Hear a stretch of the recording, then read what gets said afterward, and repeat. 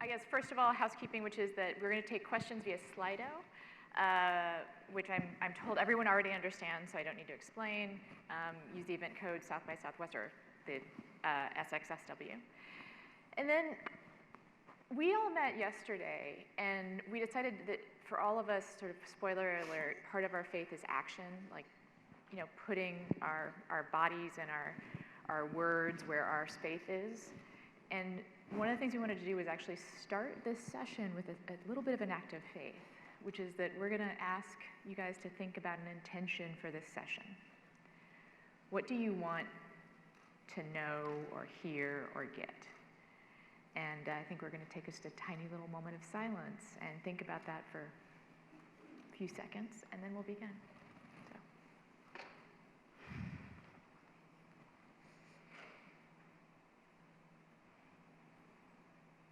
All right, time's up. And we're going to start with introductions. We decided, we actually drew straws to see, to randomize who introduces whom. And I get to introduce Noor. So Noor Tagouri is a first-generation Libyan American. She's a DC-based journalist and speaker who recently released her 4th documentary series, Sold in America, Inside Our Nation's Sex Trade. She's traveled globally to talk about her journey as a Muslim American journalist and how to break barriers through storytelling. Tagouri has initiated a number of empowerment projects and brand partnerships, the most notable of these being the Noor Effect, a collaboration with streetwear brand Listen Up Clothing that was dedicated to advancing anti-sex trafficking efforts and combating homelessness. She has been called by Playboy magazine the renegade of 2016, asking people the difficult question, why we have such a hard time wrapping our minds around a young woman who consciously covers her head and won't take no for an answer. And she also loves cheese. A lot. So. I'm going to be introducing Bree Newsome. Bree became a modern civil rights icon in 2015 when she climbed a flagpole at the South Carolina State House and removed a Confederate battle flag following the massacre of 9 black parishioners by a white supremacist at Emmanuel AME Church in Charleston, South Carolina. The flag was originally raised at the South Carolina State House in 1961 as a racist statement of opposition to the civil rights movement. Newsome's act of defiance against the culture of white supremacy has been memorialized in photographs, artwork, and film, and has become a symbol of resistance and the empowerment of women. A video of Newsome reciting scripture while removing the flag went viral and helped galvanize public pressure that led to the permanent removal of the flag days later. A graduate of NYU's School of the Arts, Newsome is an award-winning artist and activist who is a prominent national speaker on the topics of anti-racism, community organizing, and the role of art in activism. She lives in Charlotte, North Carolina, where she continues to work as an artist and community organizer. Awesome. I will be introducing Ben Howe. Ben is a columnist, filmmaker, and author. His forthcoming book, The Immoral Majority, is a look from inside the American Christian evangelical movement as it shifted from claims of moral absolutism to moral ambiguity in the age of Trump. He is a senior contributing editor at the conservative website redstate.com and appears frequently on radio and television to discuss current events in politics. He lives in South Carolina with his 4 children, Mia, Abby, Colin, and Chloe, and is the founder and director for his founder and creative director for his film and video production company, Howe Creative. How creative, get it? Oh, I get it. Yeah. Oh, that's great. Yeah, I just got that. I'm just saying it's pretty creative. It's pretty creative. Yeah, that is creative. And I will be introducing Anna. Anna Marie Cox is a political columnist and culture critic. She conducted the talk interviews featured in the New York Times Magazine. She also hosts With Friends Like These, a podcast from Crooked Media. She was the senior political correspondent for MTV News from 2016 until they pivoted to video. She has worked at a bewildering variety of outlets, including Time Magazine, GQ, Air America, and The Guardian. Prior to Enquête, she was an editor at Mother Jones and at the webzine Suck.com. She is the author of the romantic comedy novel Dog Days.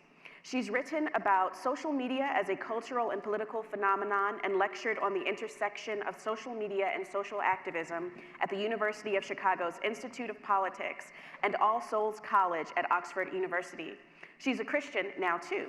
She lives in Minneapolis, Minnesota with her husband, John Ramones, and their 2 cats, Luke and Leah, the Jedi twins, and a puppy named Exley. So, and with that, I'm actually going to introduce the real killer app of our panel, which is, hopefully, can I make this work? Right there. Where is it? Click Oh, on there the it is. side Look, we're going to have pictures of cute animals during the show because I find them to be spiritually renewing, and I'll just do them every once in a while. These I got via Twitter during times of great stress in our nation. I usually put a call out on Twitter for people to send me pictures of their animals, and people respond, and it's the only superpower I have and the only superpower I want. But I'm sharing it with you now. And then we also thought just to we are going to start a conversation, but in order to have that conversation, I think we should all kind of get a little grounded in where each of us comes from for our faith.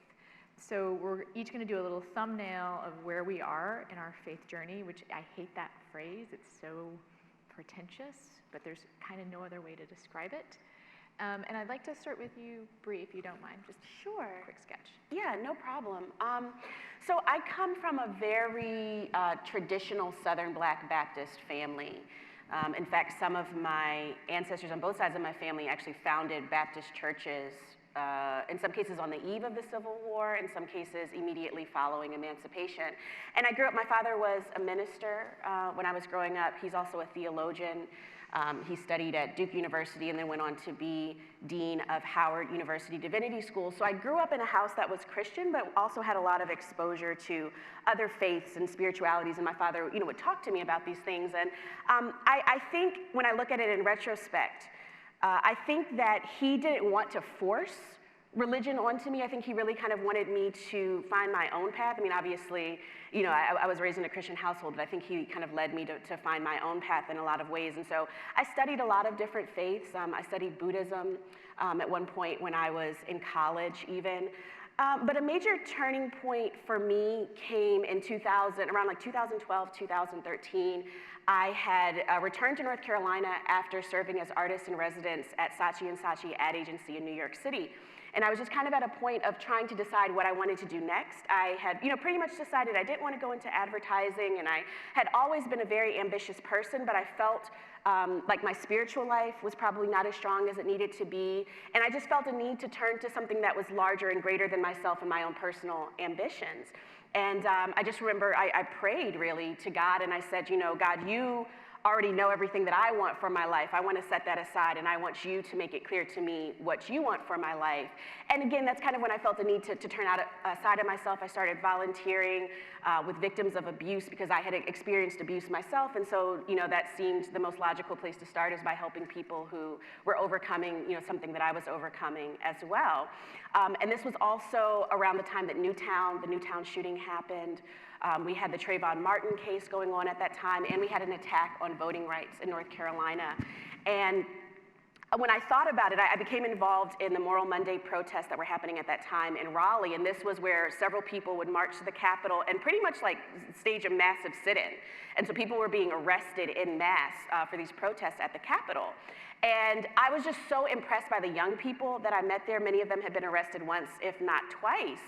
And it really caused me to examine, what was I doing, what was I willing to do? And when I realized that I was considering putting myself in the place of being arrested, which is something I never would have considered doing before in my life, and I thought about it, and I realized that many of the people I most admired had been arrested, persecuted, had gone to jail for standing up against an oppressive power, not only civil rights leaders, but the apostles. Jesus was persecuted by an oppressive state power. And so when I thought about that, I realized that made a lot of sense. And I do truly believe that love in action is justice. And so, flash forward a couple years later when this horrible massacre happened in South Carolina, which I just saw as this, just deeply spiritual evil act. This young man went into a church, sat there for about an hour and prayed with these Black parishioners at Mother Emanuel before shooting and killing them. And, that was my first, I would say, experience of having a crisis of faith, because the people who were killed that night, they did what Christians are supposed to do. When anyone knocks on the doors of the church, you invite them in for worship, and they had lost their lives. And it just caused me to ask, how much longer does this violence go on? This has been going on for so long. And after meeting with a group of activists, after praying on it a great deal, that was how I got the courage to scale the flagpole at South Carolina. And it was, of course, it was connected to a larger context and everything that was going on, but it was also deeply personal for me. And it was a way for me to overcome that crisis of faith that I had in terms of really trusting that God would bring me safely from committing this act of civil disobedience. But I also went into that prepared that even if I didn't come down safely from it, that's how strongly I felt that we have to make this statement that we can't allow ourselves to be ruled by fear. And that faith really is defiance against that kind of fear and that kind of evil that we saw in Charleston. Thank you, Bree. Noor, you want to? Yeah, thank you, Bree. So I grew up, and so I'm Muslim American, and I grew up in a very, very white, very conservative town where I walked into my first grade class and I sat down next to the only other girl who had dark brown hair, and I asked her if she was Muslim too because I had never seen another girl with dark brown hair at school. And she looked at me kind of funny and said, "Am I what?" And from that day on, I never talked about religion in school again. But my family was always practicing, and so I grew up praying and understanding like the principles of my religion, but more than just like learning about the religion itself, I was always taught to practice the religion through character and exemplifying your character. So that goes into like charity and philanthropy and seeking out opportunities to help other people.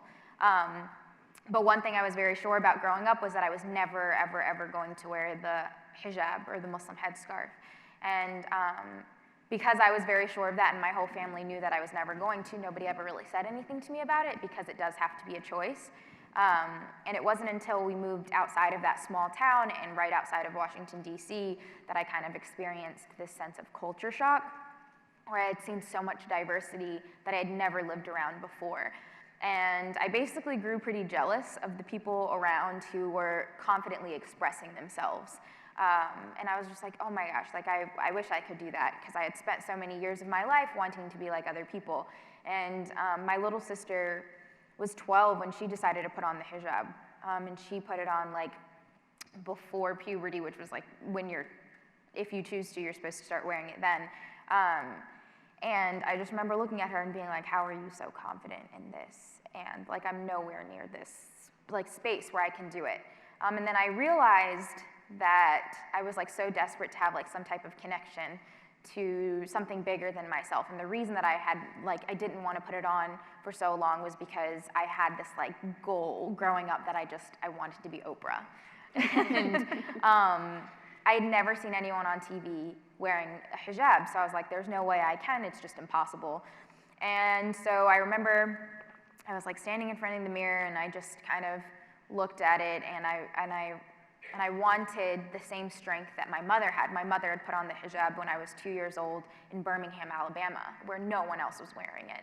And I wanted the same strength that my little sister had, and I impulsively put it on thinking to myself, like, there is no time for you to be ready to put on your identity or to commit to something. Like, you don't have to reach a pinnacle of piety or righteousness to just commit to doing something.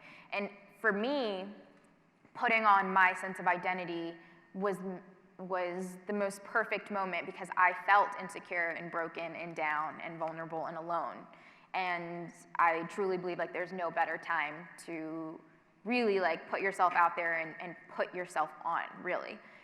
So I ended up putting on the hijab, and no one ever thought I was gonna keep it on. Like, up until a few weeks ago, I actually interviewed my mom, and I asked her like how she felt when I put it on. She was like, I didn't think you were gonna keep it on. Like, she was like, I never thought, like, and so it didn't even matter to them. So I realized how personal it actually was. And after that, I realized that like my mission and my purpose wasn't just to become a storyteller and ask these questions, but I was able to gain perspective from the sense that, oh, that's a really cute puppy. But I was able to gain perspective in the sense that I wanted to be able to go into spaces and tell people that they weren't alone. That no matter where you are in life, what your faith is, what you're struggling with, that you are not the only one, that you're not alone. and that whatever it is that you feel is like a weakness, that society deems as a weakness or whatever, like people put you down for, which my whole life, like growing up in that town and even until today, people always put me down for my faith. But like no matter what that situation is, that you're not alone in it and that can actually become your strength and give you perspective. And so I never grew up thinking, oh, I want to get into media so that I can be more representative of the people that we're talking to, or that I can like correct some of the stereotypes and stuff. I just really love telling stories. And so once I got into media, while wearing the hijab, I realized that my purpose was a lot bigger, and this was a constant reminder that I'm here for something much bigger than myself. And I've chosen to live every day for the people who came before me to make it easier for me to be here, and the people who are coming after me who like need us to make it easier for them in the future. And so to me, like finding my faith is just putting like my whole, right now where I'm at is just putting all of my trust in something bigger than myself and living for something bigger than myself, and trying to do so through service, whether that's through storytelling or charity work or philanthropy or just being in spaces like this where we're having conversations. So yeah. Thanks, Noor. Ben? How would you like to continue? Yeah, mine's a little more sad, I guess. I grew up in the home of a theologian as well. My dad is a seminary professor. He was a pastor. As a youngster, we moved around a lot, which is pretty common, I think, for preacher kids. He's the smartest man I've ever known, and he instilled in me a deep need to have reason around my faith. I needed to believe it as more than just a feeling. I needed to really believe it's true and be able to challenge my thoughts on it. But I got so deep into that aspect of it that I missed out on the faith part. I missed out on the feelings that people had. So I would go to church and I'd do everything that you're supposed to. And I was working with kids in the youth group, and we had fun, and we would talk about all of the challenges of belief. But when it came time to cry at the pulpit or listen to music or anything like that, I went to get coffee usually. And that went on for some time, and I was married. We had 4 kids, and I didn't realize it, but I was going through life with a chip on my shoulder because I believed I was doing everything I was supposed to, and I didn't feel that God was providing for me what I wanted. I mean, even that sentence kind of reveals the way that I look at things. I was worried about what I wanted. And eventually this, right around age 38, it culminated in divorce. And I think that for a lot of people, especially Christians who may have grown up believing, oh, that's never gonna be me. I could have been voted most likely to never get divorced in high school. And I just didn't believe that was something that was gonna be part of my life because I was selfish. And I didn't consider that sometimes you don't get divorced by a choice you make. Somebody else may decide for you. And when they do, you have a decision. And that is, do you look at yourself and ask yourself how you got here, how you helped create this situation? So I had to look inside for a long time, which was difficult. And what I realized was that I had spent so much time trying to control my destiny, so much time trying to tell God what he needed to do, even when I thought I was giving it to him. I'd pray and I'd say, God, I'm going to give this decision to you in your glory, these 2 choices, So please choose A or B, and then I will be holy. And that was not, and I really did look at that and think, wow, when things didn't work out, I'd get mad.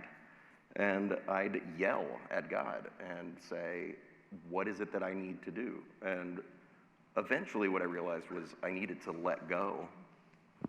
I needed to read. I needed to read the Bible and have it speak to me And I needed to truly believe that God's plans were better, which is really hard when you're going through a difficult time of life. Hope becomes somewhat of your enemy.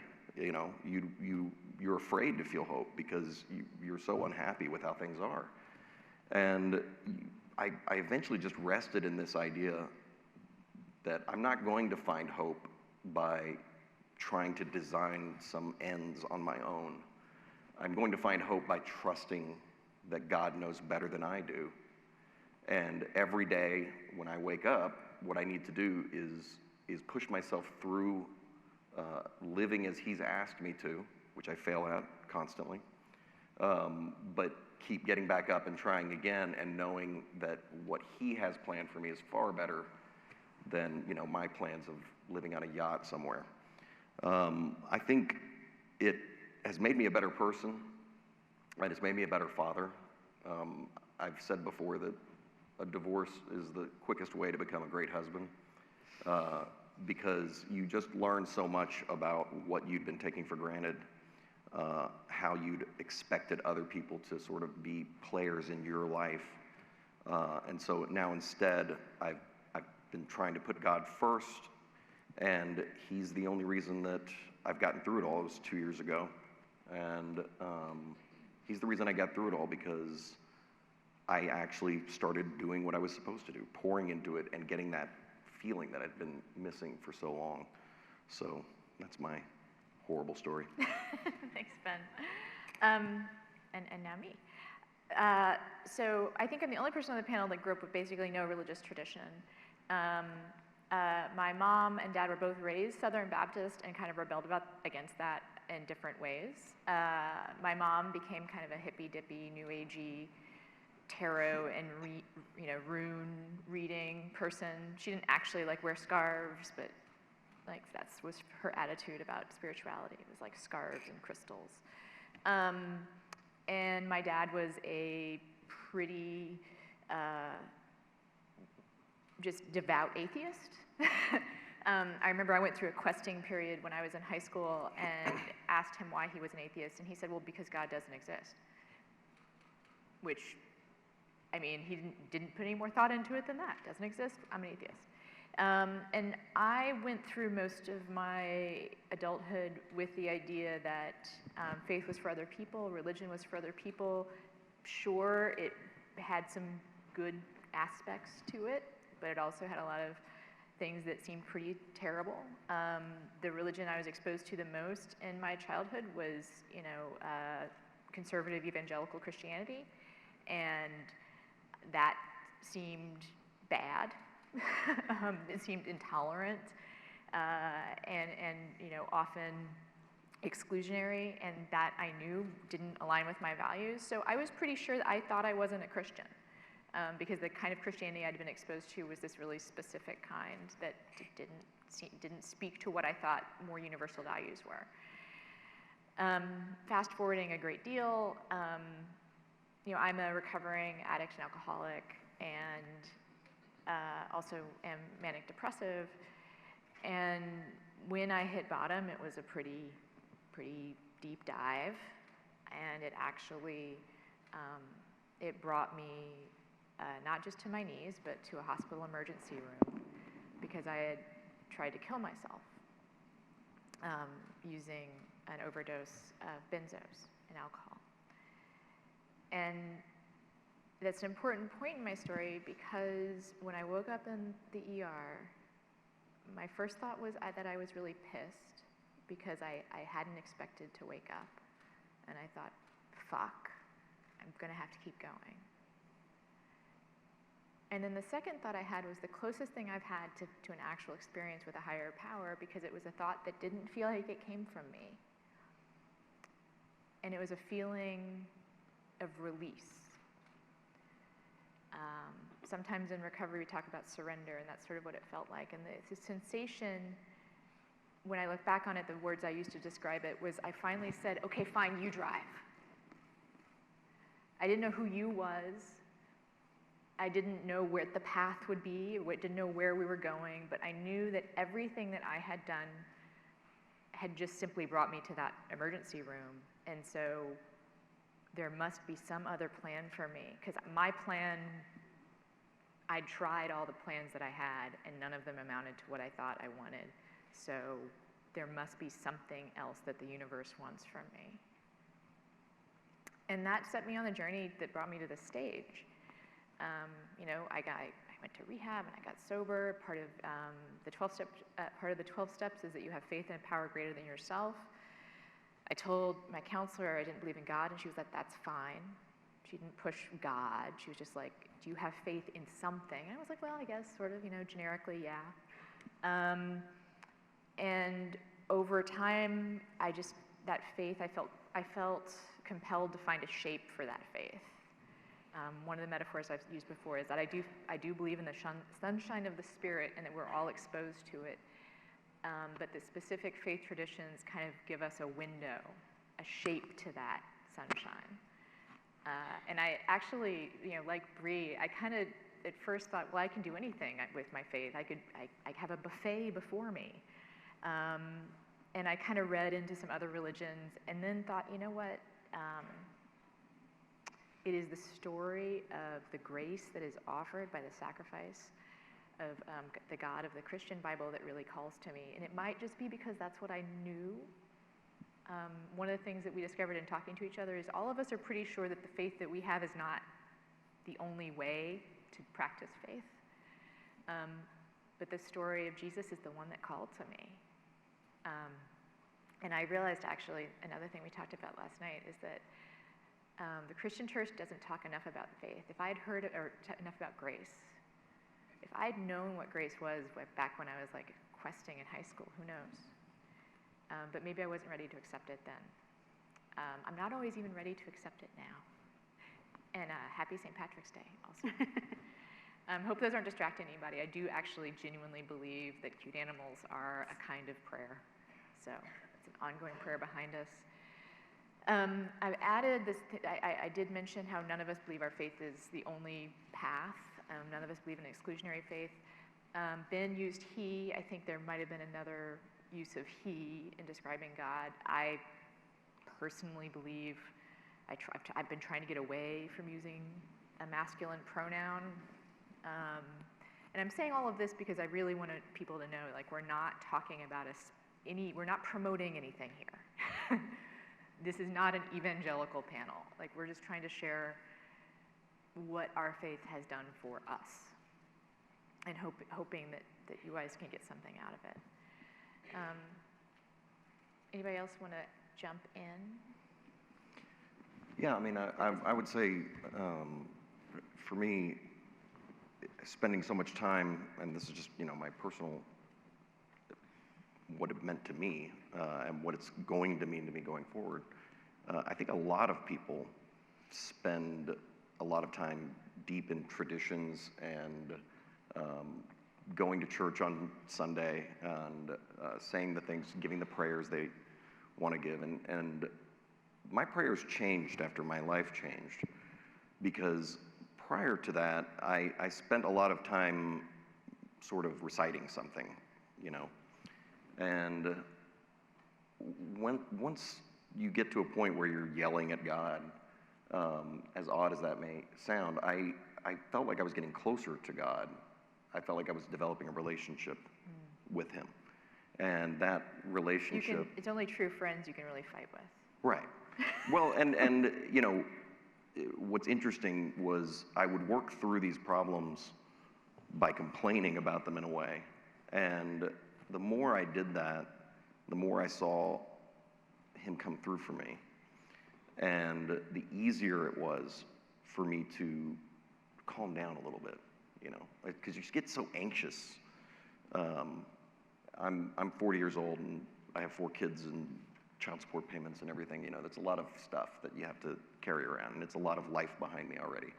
And the only way that you get through every day, for me, the only way that I get through every day is I depend on the idea that there is a control greater than mine, that has my specific individual self-interest or interest in me. You know, I'm not just a cog you know, in a wheel. I'm not just a little tiny piece. He's genuinely interested in me in the same way that I'm interested in my son, in the same way I'm interested in my daughters. And that has been everything to me, through the years, through these last few years specifically. And, you know, you have to battle things still. I mean, when you have a life shift and an identity shift where you completely change the way you look at the world, there's a fair amount of guilt that comes with that. Because then you look back and look at a photo of yourself from 10 years ago, and you're like, look at that jerk. What was he thinking at that moment? And, you know, so you do have to battle those sorts of things, but resilience is the right word. I don't personally believe I could have the resilience without my faith. I mean, I think that when I look at the threads that all of our stories have in common, like one of them is that a kind of bottom for each of us, a kind of moment of crisis where we then decided to take the path that brought us to talking about faith and resilience today. And another thing that I hear in a lot of our stories is about prayer, about having some kind of feeling of communication. Like, Bree, do you want to talk about that? Yes, certainly. So one of the things I think is interesting is that this term faith, right? Because it really almost has two meanings. We use this term faith to kind of refer to like organized religion, right? But then faith is also like a belief. It's a spirituality. It's what's going on inside of you, and it's connected to organized religion, but in some ways it's not. And I think part of what appeals to me about the teachings of Jesus and the life of Jesus was that in many ways he was challenging organized religion and just saying that, you know, that in and of itself is not all of it, right? Because you can go through all the motions of a thing, but that doesn't necessarily reflect what is deep inside of your heart. And so I know for me, my personal experience was definitely about coming to a certain bottoming out kind of moment of, you know, I've done everything that's within my ability. And it kind of brought me to a point of humility in terms of recognizing that there's something just so much larger and greater than myself, and it's not about simply what I am capable of doing. And that's also part of why we call it the good news, because it's great that it's not simply about what I'm capable of doing, because I'm not capable of doing it all. And I think, you know, when we talk about resilience, that's part of what keeps me resilient in times like this, because I mean, I have a certain level of faith in humanity and our ability to evolve and change, or otherwise I wouldn't invest any of my time in us trying to move forward. But I also don't believe that humanity in and of itself solves the issues, right? I don't believe that humanity brings peace to the whole world. I believe that a lot of that comes from connecting with God, from connecting with the divine and the higher divine nature, and that says a lot about who we are as human beings. You mentioned grace, and that's a very big part of the Christian faith in particular, is the belief that God's grace is sufficient. Everywhere that I fall short, in my own shortcomings as a human being, God fills that space with his grace, his or her grace, if I am humble enough to allow that to happen. Noor, another real interesting through line, and I think all of our stories, not that we're perfectly representative of everything, obviously, but something that we didn't know about each other's stories before we told them to each other, is about service. Yeah. And that's a pillar of Islam, and it's an important part of your story, like even when you told your sketch. So what does service and faith look like for you? So one thing that I think a lot of people aren't even familiar with when it comes to Islam is that, like, the very definition of the religion is rooted in service and doing good to others. And so the mentality that I was always taught growing up was that you seek out to do service for others, not because you're doing other people a favor, but because that opportunity is a favor for yourself, for you to get closer to God or something bigger than yourself, to remind you that, like, your purpose here is to serve others through whatever that means. So I know a lot of people, when they're thinking of service, they're thinking directly of money or time, but really just like how you define your purpose and waking up every day knowing that you're living for something bigger than yourself.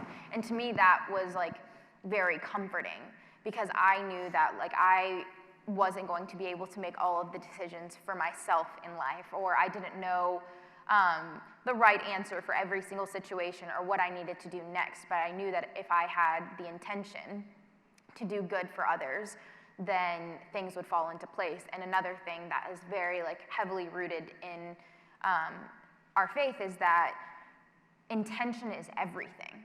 So that's why we asked everyone today to set their intention for this session. And that's something that I believe helps with whatever situation you go into or every time you wake up, just knowing and setting an intention for your day and being okay, what's my intention today? What do I want to give back? And not just to set it for yourself, but to set it knowing that that answer will be presented to you in some way because you've set that intention, because you've put that in your heart. And something that was very encouraging for me growing up was also that even if you set an intention to do good to others or to do something great today or even something minuscule and you don't even carry it out because of whatever reason, you're still rewarded for that intention because it was still in your heart. And I think that's always been very comforting and also similar to speaking of God's grace, but being able to have that full trust in something bigger. One of the things that we had talked about yesterday was a turning point in my faith actually came through my career. And that was one night I had been applying to jobs and internships and I wasn't having any luck. And before I went to bed, I prayed what we call in Islam istikhara, which is the guidance prayer. And I literally just read the prayer and then just asked God if he could help me out with a job or an internship. And it was something super basic, went to sleep, woke up, and the next day I had a poetry performance on stage, and as soon as that performance was over, a woman came on stage, for no reason, just took the mic out of my hand and in front of 300 people offered me a dream internship, 8 hours after I'd made that prayer. And from that day on, I realized, one, okay, someone's listening, but two, that this was a part of my purpose and that there was something bigger for me to do, and that came from the intention that I had set, of wanting to become a storyteller and use that medium as a way of service. I think one thing that I heard in your story, I think all of us had shared in our stories and last night when we got together before this, usually there's something for all of us where we felt like we had an intervention of a power in our lives. But I think it's really important also to talk about the times when we didn't feel closeness to God, right? All the times it doesn't feel like your prayers are being answered. That's when it's faith. It's not faith when you have that sense of connection. Well, that's just a sense of connection. Faith is when you don't have a sense of connection and you move forward with trust and faith anyway. I mean, which is, let's face it, that's the day-to-day experience. Yeah. It's more common to not feel a powerful connection than it is to feel a powerful connection. I was told something early in my recovery that really, this is a sort of a way they talk about it in the 12-step rooms, and it's not so much something I've heard in a church, but it was a powerful way to think about things, which is that when you're going through tough times and you feel like you've been abandoned, and you feel like everything is happening, it's all too much, well, that's because God thinks you can handle it. It's when things are easy and you feel a connection with God, well, that's him taking care of you. Mm-hmm. That's him intervening in your life is when things are easy. When things are hard, it's because he knows you can do it. And Ben, that reminds me of your story. Yeah. Well, and I think that I often differentiate between faith and trust, and trust is probably where throughout my life I've struggled the most.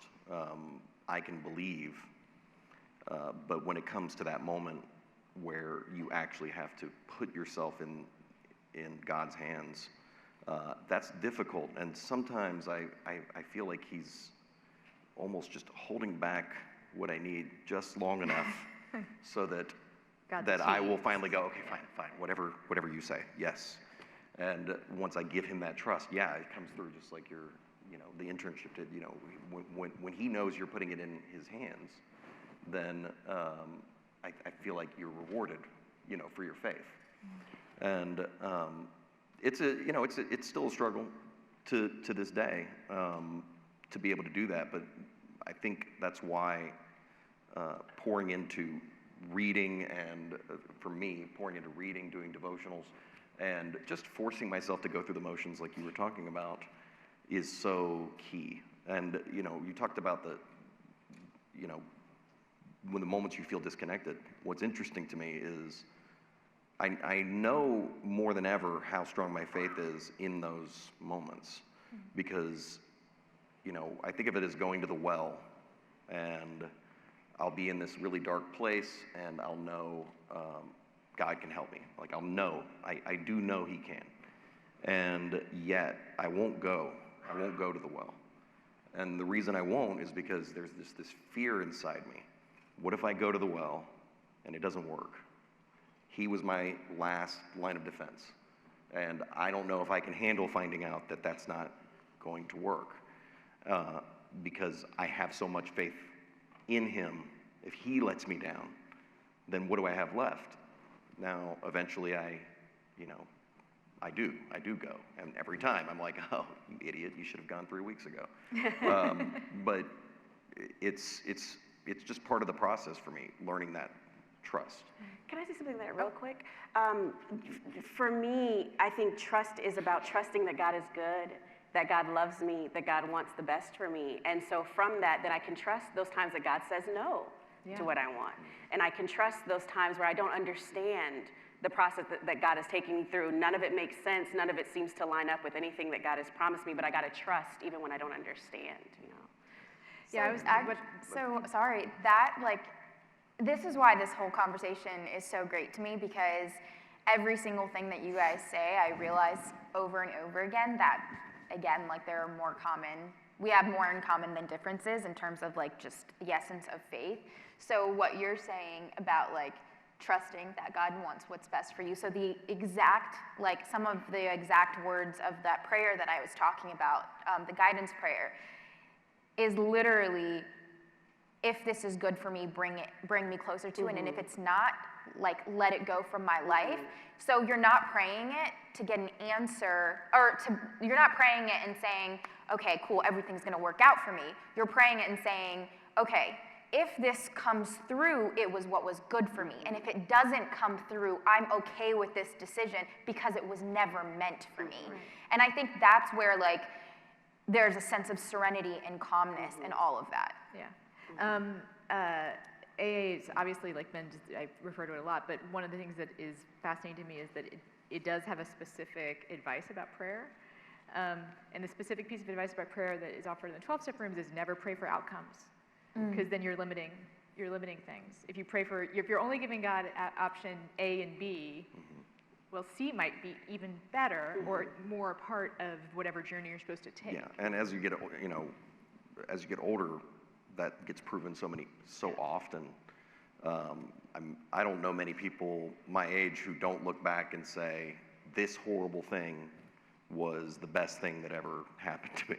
Because if this hadn't happened, then this wouldn't have happened, and so on. And if I had gotten what I thought I wanted at that time, what I thought I needed, I can't imagine. I mean, can you imagine me winning the lottery at 20 years old? That would have been a disaster for the world. So I can look back and gain some faith just by looking to God's character and saying, He clearly knows better than me. He shows this over and over, and stop depending on myself. Right. So hard to stop breaking the he habit. Anyway, we have some questions. I think these are all really interesting because they're asking about how to get deeper into what we're talking about. The first question is, what is the role of online and digital platforms in cultivating spiritual connection and community? And I do giggle because, of course, online platforms can be terrible places for spiritual connection and community, and there's a lot of hate online, and if you want to get a preview of hell, go to Twitter. Oh my God. At the same time, I would say that what the online world has done for us is they give people like-minded, if there's no matter how they're separated, whether it's by geography or ability or education or wherever, they can come together. And so it's also through it is through the internet that I actually discovered progressive evangelical teachers, that there is such a thing as that, which I didn't even realize. Yeah. And so I think it's like with anything, you can find what you're looking for. If you don't consciously seek something, it's probably going to come to you and it may not be great. You may have anything else specific on that, or? I mean, just you know my opinion. I'm on Twitter, Right. you know, to an addictive degree, and one of the things that's hard to remember sometimes is that those words stay there. And if you have a weak moment and you say something dumb or something that really, it might even make somebody else stumble because you're just giving into whatever horrible, awful thing is going on that day, those words are going to be out there for other people pretty much forever. So you got to just remember to be cautious and to try to use it, or I think that you have to be cautious and try to use it as a way to connect and not as an outlet to, you know, have beef with people. I also think on a more positive note, I know that growing up, I wish I would have had some type of community online that was that I could relate to more, and I didn't have that. So now seeing that I can connect with people from all over the world of different faiths, I think that's like one of the keys. Some of my closest friends, most of my closest friends are not part of the same religion as me, but we share some of the same like life principles, and that's really important. And so being able to connect with people from all different backgrounds so that you can broaden your perspective and understanding. And social media is one of the most beautiful places to do that. You just have to be able to filter through all the negativity. Now, I love this question. Within our own communities, there are so many takes on faith. How do we bring people together despite our disagreements, and how do we get through to those people?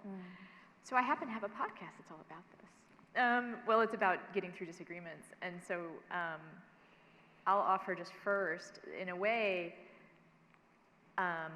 I would leave a key to getting together with people who you have disagreements with is actually leaving off the part about how do we get through to those people, at least in the sense, I think if we want to have real conversations with people that we have big differences with, we have to let go of the idea of changing their minds or finding common ground. Like literally, I mean, like even let go of the idea of finding common ground and instead just hoping to understand that person.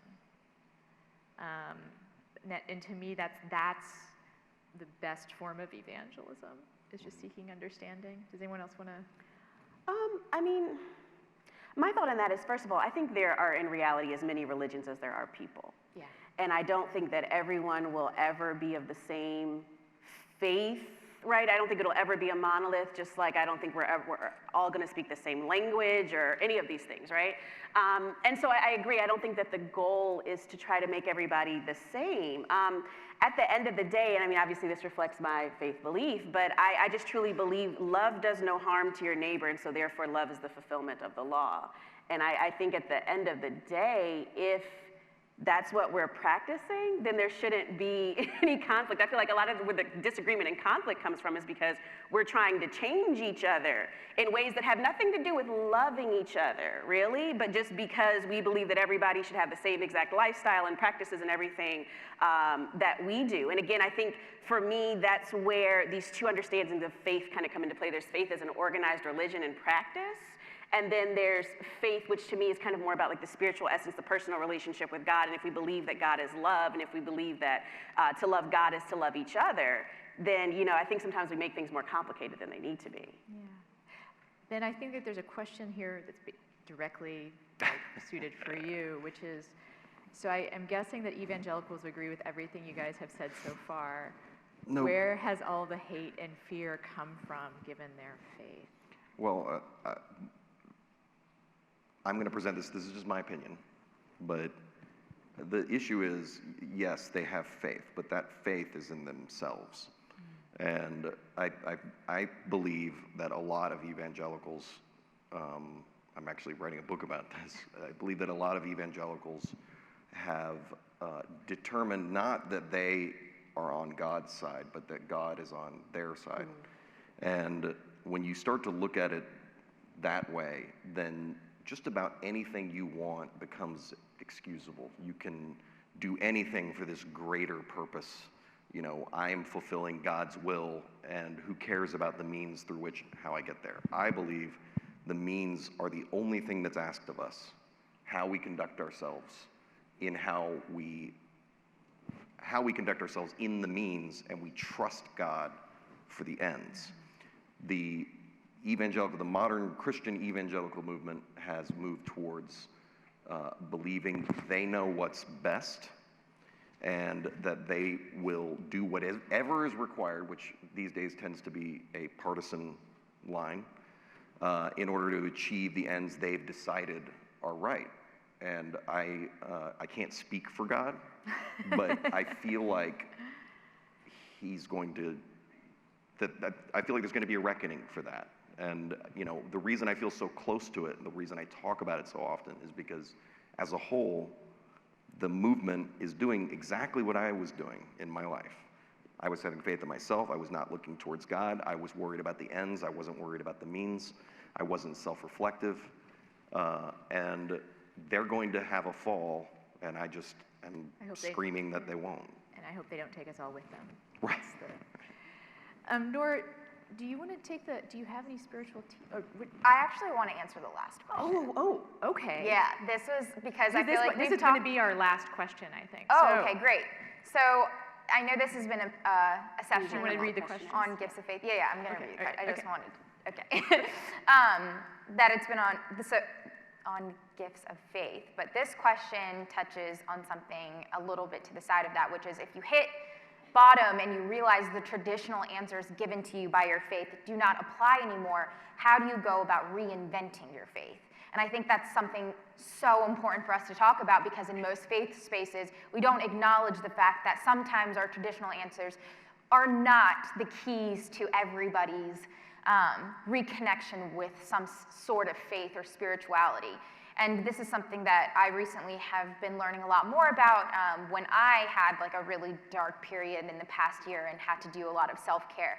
And that's called spiritual bypassing. And so a lot of times, if you are part of a religious community or a faith community and you're in a really dark space and you walk into like whatever religious or spiritual center and you're like, this is what I'm going through, help me. Some of the answers that people will give is just like, oh, well, you just need a stronger connection with God. You just need to pray more. You just need to like give more to charity and stuff. And that's actually not exactly the answer. So we have a saying in Islam where, yes, you trust in God, but you also like need to like tie your camel and take action. So that means like if you're going through a situation and you need to like seek professional help, or you need to seek like a support group, or you just need somebody to talk to, or you need, I don't know, some type of medication. Like all of these things that like faith communities are too afraid to talk about because we want to pretend like the answer is all just spiritual and there's nothing else, like no types of actions that we actually need to take on the ground. That I believe like that a lot of us, even myself included, have participated in spiritual bypassing, where we just use spirituality to kind of like cover up, as a Band-Aid, to cover up like the wound and not actually take care of it. And so if you're trying to steer away from like the traditional ways of going into faith, I think that like setting your intention to just take care of yourself as a person first, and putting it out there that you want to feel some type of connection with a higher power or a community or whatever it is will bring you closer to that. But just know that like you're not alone, that if you're not connecting with your faith or any other faith or your sense of spirituality, that's okay. And often, like growing up, I was always taught to like question religion, because you should never be a part of a faith unless you are 110% sure. So ask those questions. Like, don't be afraid to ask those questions and look for the answers that feel right to you, and also do right by yourself. Do what makes you feel okay and what's going to take care of you, because you are a vessel, a spiritual being, something that is living for something way bigger than yourself. And if you aren't taking care of yourself that way, then you're never going to be able to do better for others and service others in the way that will like maximize for whatever your legacy could possibly be. I will tell a brief story that gets to that point, which is that I was about a year sober when a lot of bad things happened in my life. I won't get into everything, but I had a really dark night of the soul. And I had done all the things that my faith told me to do. I had prayed, I had read, I had called my sponsor. I'd gone to an AA meeting. And I was still desperate. I felt like I might relapse at any moment. I called my sponsor. And I told her I'd done everything I was supposed to do. And she said, "Have you tried taking a bath?" And I was like, "But that's something I want to do. That sounds like it would be nice." And she was like, "And that's okay. Like, taking care of yourself is what God wants you to do." And whatever, I'd live to fight another day. Thank you guys so much. And thank everyone. I hope everyone enjoyed the panel. And we'll see you around. Thanks. Thank you.